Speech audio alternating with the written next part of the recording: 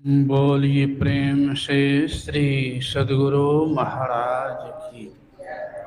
श्री सद्गुरु महाराज की जय। जरा एक बार हृदय खुल के लगाओ। बोलिए प्रेम से श्री सद्गुरु।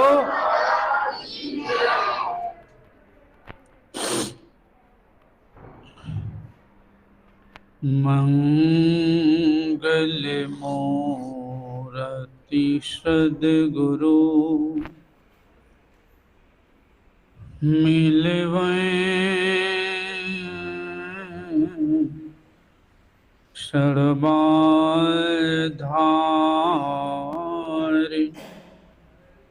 मंगल माये मंगल करना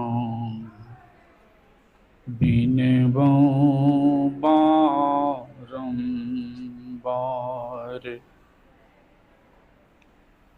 धन्य धन्य सद्गुरु सुखदे महिमा कही न जाए। जो कछु कहूँ तुम्हारी कृपा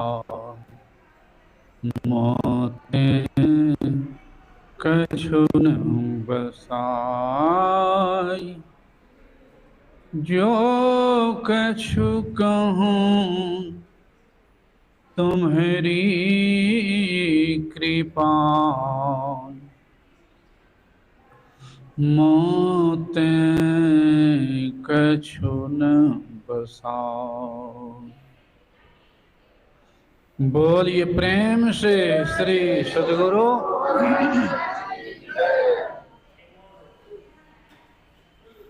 इस पवित्र स्थल पर पधारे हुए सभी पूज्य जनों को मेरा नमन। सम्माननीय साधु समाज,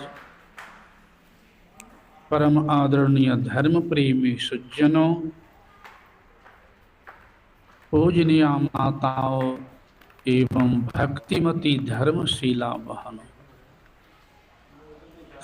अभी सुन चुके हैं रामचरितमानस सटिक द्वितीय सोपान अयोध्या कांड से। इस प्रसंग में हमारे आराध्य देव ने सभी प्रसंगों को गुथ के रख दिया। समाज में कैसे रहें, परिवार में कैसे रहें, पुत्र क्या क्या कर्तव्य है, पिता माता का क्या कर्तव्य है पुत्र के प्रति, पुत्र का क्या कर्तव्य है माता पिता के प्रति, पत्नी का क्या कर्तव्य है पति के प्रति, भाई भाई का क्या कर्तव्य है भाई भाई के प्रति। सारी बातें आ गई इसमें। और कर्म तो मुख है ही, कर्म तो मुख है ही। और कर्म का रहस्य बड़ा गहनाती गहन है। कहीं कहीं लिखा रहता है, मकान में भी, गाड़ी में भी कहीं देखता हूँ, कर्म ही पूजा है। आप लोग भी देखे हों कभी, लिखा हो कर्म ही पूजा है। लेकिन कौन कर्म पूजा है? ये सत्संग करना भी एक कर्म है और सर्वोपरि कर्म है। शब्दे है सत और संग, सत्य में जुड़ना, असत से हटाना। तो सत्संग करना भी एक उत्तम कर्म है। सत्संग में आना भी कर्म है, सत्संग सुनना भी कर्म है, और सत्संग आकर गप करना भी एक कर्म है। तो कौन कर्म सोच लीजिए। सत्संग में आकर सुनना भी एक कर्म है और सत्संग आकर गप करना भी एक कर्म है। सुनने में सहयोग करना भी कर्म है और सुनने में बाधा कर देना भी एक कर्म है। दान देना भी कर्म है और पोखरी मारी करना भी कर्म है। क्या कहेंगे? पूजा दान देने वाली पूजा होगी फूल से, तो पोखरी मारी करने वाली पूजा होगी लाठी से न, तो पूजा मंत्र होगी न। कौन कर्म पूजा है? कौन कर्म हम करें, किस कर्म से हम बचें? यह भी बिन सत्संग विवेक न हो। राम कृपा बिनु सुलभ न सोई। जब तक प्रभु कृपा नहीं होगी सत्संग भी नहीं मिलेगा, कर्म के रहस्य को भी नहीं समझ सकेंगे, नहीं कर सकेंगे। इसलिए उपकार करना भी कर्म है और अपकार करना भी कर्म है। जीव रक्षा करना भी कर्म है और जीव हत्या करना भी कर्म है।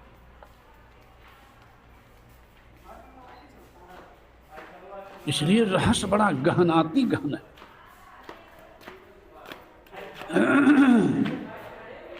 तो बात में सुन चुके हैं, वहां गुणसाद प्रसंग है। गुणसाद कह रहा है केकई नंदनी मंदमती।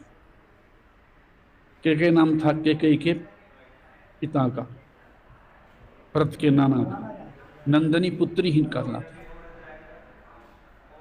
केकई नंदनी मंदमती, कठिन कुटिलपन किन्ह, अजेहि रघुनंदन जान की सुख अवसर दुख दिन।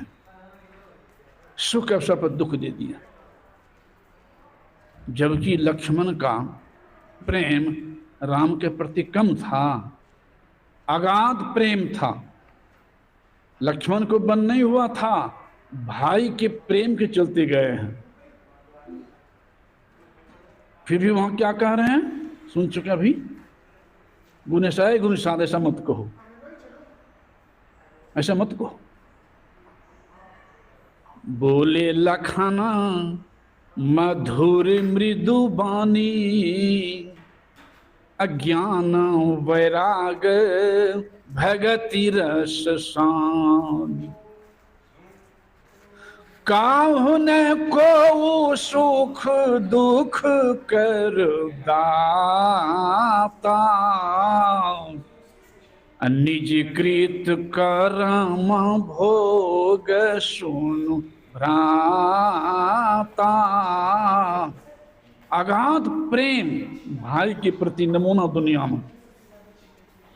और तब कह रहे हैं ऐसा मत कहो। संसार में कोई किसी सुख दुख देने वाला है क्यों? तो लक्ष्मण जी वहां कह रहे हैं मेरे प्रभु को तुम पत्ता पर देख रहे हो।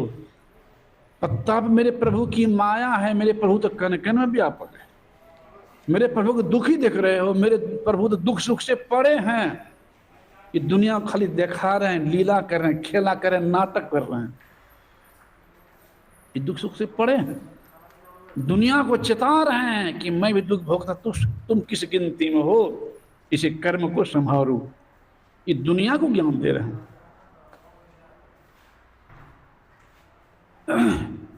लेकिन बोल तो रहे हैं, इस सारा बात को बहुत कम लोग समझ पाता है।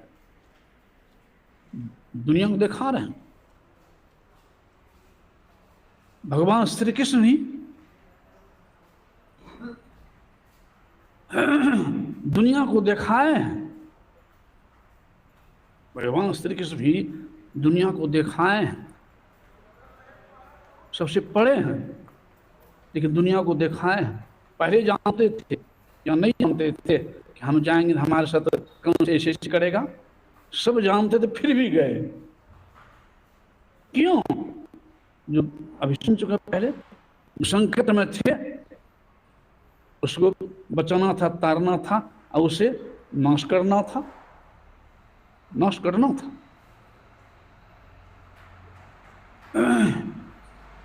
शास्त्र यह भी दिखाए हैं दुनिया को कि भाई के प्रति कैसा प्रेम होना चाहिए। भरत जी जब आए हैं कि कोई बात तक नहीं किया है भरत जी से, एक केकई आरती उतारे हैं, केकई आरती उतारी है। पूछे भरत जी कि मां पूरे राज सुनसान लग रहा है, किन्हीं की मैंने खुशहाली नहीं है मां, पिताश्री कहाँ है? तो कहती स्वर्गवासी हो गए, अपार कष्ट हुआ है। फिर पूछते हैं मेरे प्रभु राम कहाँ हैं, मां सीते कहाँ हैं, अनुज लक्ष्मण कहाँ हैं? तो संक्षिप्त में बताते हुए कहती है जब बन गए हैं का कारण क्यों मां? तो केकई कही है कि मैंने तुम्हारे लिए राम के जगह पर राज्य मांग लिया और राम के लिए 14 वर्ष वनवास। ये सुनते ही सब भाई होगा।